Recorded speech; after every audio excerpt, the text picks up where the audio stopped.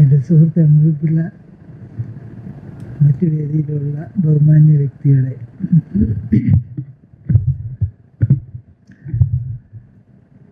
Thiruvananthapuram medical college എൻ്റെ ജീവിതത്തിലെ ഏറ്റവും ഔഭാഗ്യമായ ഒരു സംരംഭമാണ്.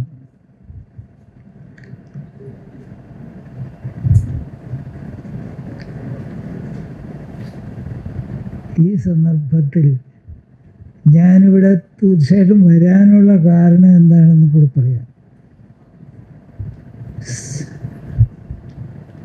ശ്രീ കേശവദേവ് സാർ അദ്ദേഹത്തിൻ്റെ പൂർവാശ്രമ കാലത്ത്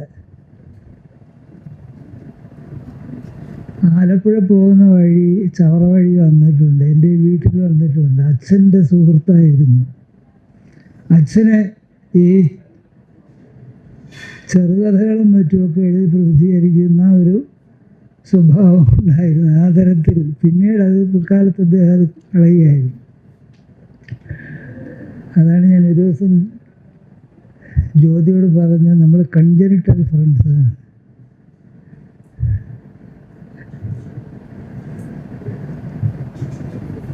അതാ തിരുവനന്തപുരം മെഡിക്കൽ കോളേജിൽ എനിക്ക് വളരെ ദീർഘമായിട്ടുള്ള അനുഭവങ്ങളും മറ്റുമുണ്ട്. അതിൽ അവിടെ ഇവിടെയൊക്കെ ഉള്ള ചെറിയ ചില സ്പോട്ട്, ഒരുപക്ഷെ ആരും പറഞ്ഞിട്ടില്ലാത്ത കാര്യങ്ങൾ, പറഞ്ഞ കാര്യം തന്നെ വീണ്ടും ആവർത്തിക്കേണ്ട കാര്യമില്ലല്ലോ. അപ്പം അങ്ങനെയുള്ള ചില ഇൻസ്റ്റൻസസ് ഞാൻ പറയാം. അത് മെഡിസിൻ ഡിപ്പാർട്ട്മെൻറ്റിൻ്റെ ആരംഭവും വളർച്ചയും ഉൾക്കൊള്ളുന്നതാണ്. ആദ്യത്തെ professor T K Raman sir അല്പം ഹൈറ്റ് കുറവാണ്. അദ്ദേഹത്തിൻ്റെ ക്ലിനിക്സ് ഞാൻ അറ്റൻഡ് ചെയ്തിട്ടില്ല, ഞങ്ങൾ വന്ന കാലത്താണ്. പക്ഷെ അദ്ദേഹത്തിൻ്റെ ഒരു ലെക്ചർ ഞാൻ അറ്റൻഡ് ചെയ്തിട്ടുണ്ട്, ന്യൂറോളജി ലെക്ചർ. അവിടെ 2ാം നമ്പർ ലെക്ചർ ഹാള്. അദ്ദേഹം ന്യൂറോളജി ക്രൈസിസ്, പ്രത്യേകിച്ച് അബ്നോർമൽ മൂവ്മെൻറ്റ്സ് ഇത് മുഴുവൻ അഭിനയിച്ച് കാണിക്കുമായിരുന്നു. തിരുവനന്തപുരം മെഡിക്കൽ കോളേജിലെ എല്ലാ വിദ്യാർത്ഥികളും ആ രാം സാറിൻ്റെ ക്ലാസ് ഉള്ള ദിവസം അവിടെ ലെക്ചർ ഹാൾ നമ്പർ 2-ൽ ഹാജരായിരിക്കും. സർജറി ആയാലും കൊള്ളാം, വേറെ ഏത് ഡിപ്പാർട്ട്മെൻറ്റിൽ പോസ്റ്റ് ചെയ്തിട്ടുള്ളതായിരിക്കും, അവരവിടെ വന്നിരിക്കും. അതായിരുന്നു അദ്ദേഹത്തിൻ്റെ അധ്യാപനത്തിൻ്റെ രീതി. ഞായറാഴ്ച ദിവസങ്ങളിൽ ആഫ്റ്റർനൂണിൽ ബാച്ചിലേഴ്സ് ഹോസ്റ്റലിൽ വരുമായിരുന്നു ഇദ്ദേഹം. പല രസകരമായ സംഭവങ്ങളും ആ കൂട്ടത്തിലുണ്ടായിട്ടുണ്ട്. He was the most popular staff member. അതിനുശേഷമാണ് അച്ചുംപിള്ള സാറായിരുന്നു എൻ്റെ പ്രൊഫസർ, കുമാരപിള്ള സാർ. പക്ഷേ ഇവർ രണ്ടുപേരും വലിയ പോപ്പുലറായിരുന്നില്ല. ഒരു ജനകീയ പ്രസ്ഥാനമായിട്ട് ഈ മെഡിക്കൽ കോളേജിനെ കൊണ്ടുവന്നത് പൈസാറാണ്. എനിക്ക് ഏറ്റവും കൂടുതൽ കാലം അസോസിയേറ്റ് ചെയ്തിരിക്കാൻ കഴിഞ്ഞിട്ടുള്ള, അത് എൻ്റെ ജീവിതത്തിലെ ഏറ്റവും വലിയൊരു ഭാഗ്യമായിട്ട്, എൻ്റെ PG ടീച്ചിങ്ങിൻ്റെ ഏറ്റവും വലിയ ഗൈഡൻസ് എനിക്ക് കിട്ടിയിട്ടുള്ളത് പൈസാറിൽ നിന്നായിരുന്നു. അതൊരു ജനകീയ പ്രസ്ഥാനമായിട്ട് ഉയർന്നു വന്നു. അതിൻ്റെ പിന്നിലൊരു വ്യക്തി ഉണ്ടായിരുന്നു, ശ്രീമാൻ G. വിവേകാനന്ദൻ സാർ. അദ്ദേഹം അവിടെ കമ്പൗണ്ടറായിരുന്നു, കള്ളിച്ചെല്ലമ്മയുടെ ഒക്കെ കഥാകൃത്ത്. അദ്ദേഹമാണ് പൈസാറിൻ്റെ പോപ്പുലാരിറ്റിക്ക് വളരെയേറെ ആക്കം കൂട്ടിയിട്ടുള്ള ഒരു വ്യക്തി. പൈസാറിന് ശേഷമാണ് കൃഷ്ണ സാറും പിന്നെ KPC വന്നത്.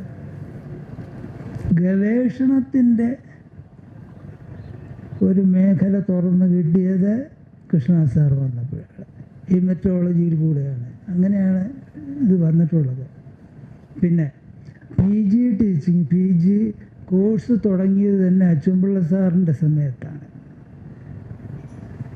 He was the first professor of post graduate studies ആയിട്ട്, അതെ, professor director of post graduate studies medicine എന്നുള്ള ഒരു തസ്തികയിൽ ആദ്യമായിട്ടുണ്ടാക്കിയത്. HOD ഒക്കെ ഞങ്ങളുടെ കാലത്താണ്, അതുവരെ ഡയറക്ടറായിരുന്നു. പൈസാറിന് ശേഷം ആണ് കൃഷ്ണദാസ് സാറും KP ചന്ദ്രശേഖർ സാർ വരുന്നത്. അത് കഴിഞ്ഞ് അഭ്യാംബിക മാഡം വന്നു. അതിനുശേഷമാണ് എനിക്ക് മാത്രമാണ് വാസ്തവത്തിൽ 3 വർഷക്കാലം HOD ആയിട്ടിരിക്കാനുള്ള സൗഭാഗ്യമാണ്. അതെൻ്റെ ഡേറ്റ് ഓഫ് ബർത്ത് ജൂലൈയിലായി പോയത് കൊണ്ടാണ്. ആ ഒരു തരത്തിലാണത് ഉണ്ടായിട്ടുള്ളത്. ഏറ്റവും സിസ്റ്റമാറ്റിക് ആയിട്ടുള്ള ഒരു PG ടീച്ചിങ് പ്രോഗ്രാം ഉണ്ടായത് പൈസാറിൻ്റെ കാലത്താണ്. അതിനു മുമ്പല്ല. അതിനു മുമ്പ് ക്ലാസ്സും അതൊക്കെ ഉണ്ടായിരുന്നു. അച്ചുംപിള്ള സാറ് തുടങ്ങിയപ്പം അവിടെ ഇവിടെ നിന്ന് ചെറിയ തോതിലൊക്കെ, അല്ലാതെ ഒരു സ്റ്റാൻഡേർഡായിട്ടുള്ള ഒരു PG ടീച്ചിങ് ഇല്ല. അത് ഞാൻ കൂടുതൽ വളർത്തിക്കൊണ്ടുവന്നു. എൻ്റെ ടെന്യൂർ പീരീഡിൽ PG ടീച്ചിങ് കഴിവിൻ്റെ പരമാവധി സ്തുത്യർഹമായിട്ട് തന്നെ നടത്തിയിട്ടുണ്ട്. 5 ദിവസവും മോർണിംഗ് ക്ലാസ്, അത് കഴിഞ്ഞ് സ്പെഷ്യലിസ്റ്റിൻ്റെ ക്ലാസ് മുടക്കമില്ലാതെ, clinical meeting, journal club, CPC, പിന്നെ സാറ്റർഡേ പ്രോഗ്രാം, അങ്ങനെ ഒരു ആഴ്ചയിൽ ഉള്ള പ്രോഗ്രാം കൊണ്ട് അത് കംപ്ലീറ്റായിട്ട്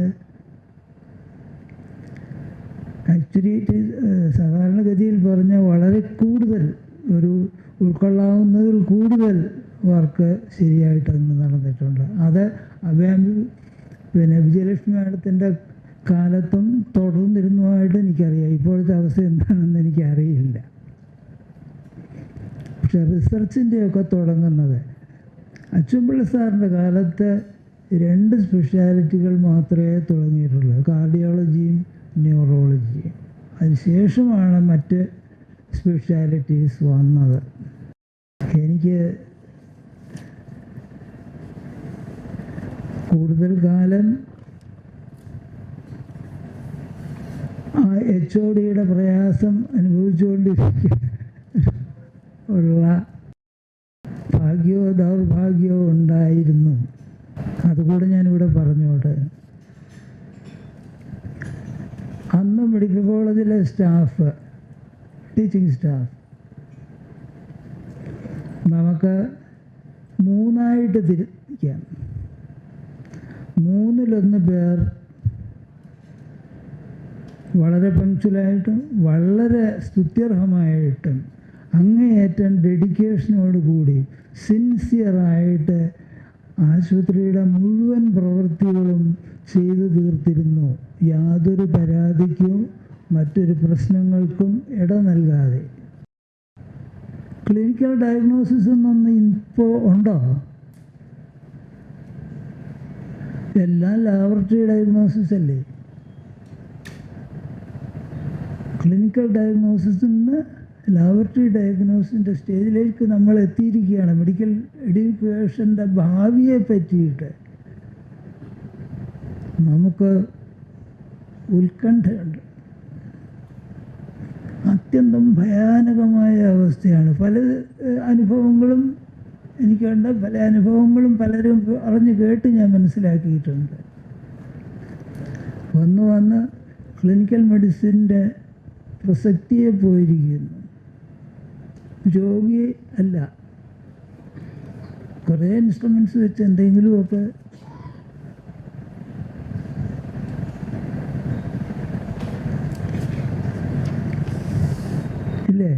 നമ്മൾ പ്രയാസപ്പെട്ടിട്ട് കാര്യമൊന്നും ഉണ്ടോ എന്ന് തോന്നുന്നില്ല. അടുത്ത ജനറേഷനിൽ എന്താണെന്ന് അറിയില്ല.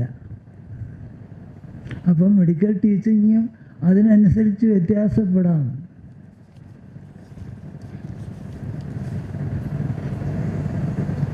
നമ്മൾ ട്രെയിൻ ചെയ്തത് ക്ലിനിഷ്യൻസാണ്, പ്രഗത്ഭനായ ഡോക്ടർമാരെ നമ്മളെ പഠിപ്പിച്ചു. അത് തന്നെ നമ്മളും പഠിപ്പിച്ചു. പക്ഷേ ഇന്നത്തെ കാലത്ത് എന്താ അവസ്ഥയെന്നുള്ളത് പലപ്പോഴും പല അനുഭവങ്ങളും കൊണ്ട് നമുക്ക് വല്ലാതെ ഭയം തോന്നുന്നു. ഇന്ത്യയുടെ മെഡിസിൻ്റെ ഭാവിയെ പറ്റിയിട്ട്.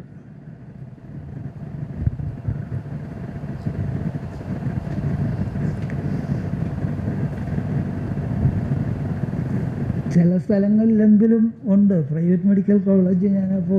ഞാൻ പ്രൈവറ്റ് മെഡിക്കൽ കോളേജ് വർക്ക് ചെയ്യുന്നു പറയുന്നത് കേരളത്തിന് പുറത്താണ്. അവിടുത്തെ മാനേജ്മെൻറ്റിൻ്റെ ആറ്റിറ്റ്യൂഡും മറ്റുമൊക്കെ വ്യത്യസ്തമാണ്. അത് ഞാനിവിടെ പറയുന്നില്ല.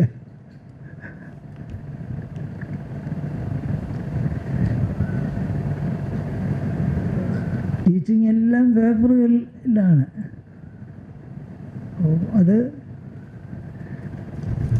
അത് നമുക്കൊന്നും ചെയ്യാൻ പറ്റില്ല. ഭാവി എന്താണെന്നുള്ളത് ഈശ്വരൻ്റെ നിർണയം അനുസരിച്ച് ഓരോന്ന് നടക്കും. അത്രയും വിചാരിക്കാനൊക്കെ ഉള്ളൂ. അങ്ങനത്തെ ഒരവസ്ഥയിലായിപ്പോയിട്ടുണ്ട്. ബിസിനസ് ട്രെൻഡ് വളരെയേറെ ഉണ്ട്. പ്രത്യേകിച്ച് കർണാടകത്തിൽ business, it is purely business. എങ്കിലും നമ്മൾ എഡ്യൂക്കേഷനുമായിട്ട്, മെഡിക്കൽ എഡ്യൂക്കേഷനുമായിട്ട് ബന്ധപ്പെട്ട് പ്രവർത്തിച്ചിട്ട് നേരെ രോഗിയെ പരിശോധിച്ച് ചികിത്സ ചെയ്തിട്ടുള്ള ആ ഒരു അനുഭവം ഉള്ളിലുള്ളത് കൊണ്ട് അത് മോശമായിട്ട് പോകുന്നത് കണ്ട് നമുക്ക് പ്രയാസം തോന്നുന്നു. ഞാൻ വളരെ കൂടുതൽ സമയം എടുത്തു. ഇങ്ങനെ ഒരു അവസരം ഒരുക്കി തന്ന ജ്യോതിക്കും ഇതിൻ്റെ മറ്റു ഭാരവാഹികൾക്കും നന്ദി പറഞ്ഞുകൊണ്ട് ഞാൻ നടത്തുന്നു.